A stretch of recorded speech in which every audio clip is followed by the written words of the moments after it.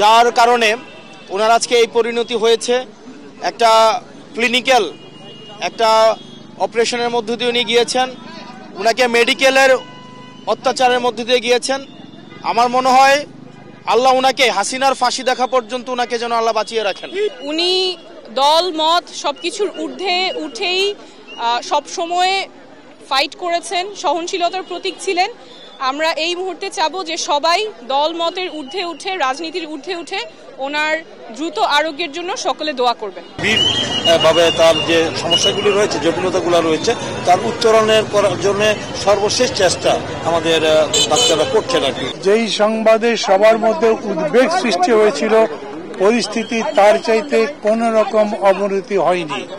উনি স্টেবল আছেন। তারা কোনো আশাবাদের কথা বলছেন না, কিছু বলছেন না, কিন্তু বলছেন গত কয়েকবারের মতো যেরকম তিনি খুবই ক্রিটিক্যাল অবস্থা থেকেও আবার ফিরে এসছেন, উনি ক্রিটিক্যাল অবস্থা থেকে স্টেবল হয়েছেন। ভবিষ্যতের জন্য দোয়া করবেন আপনারা।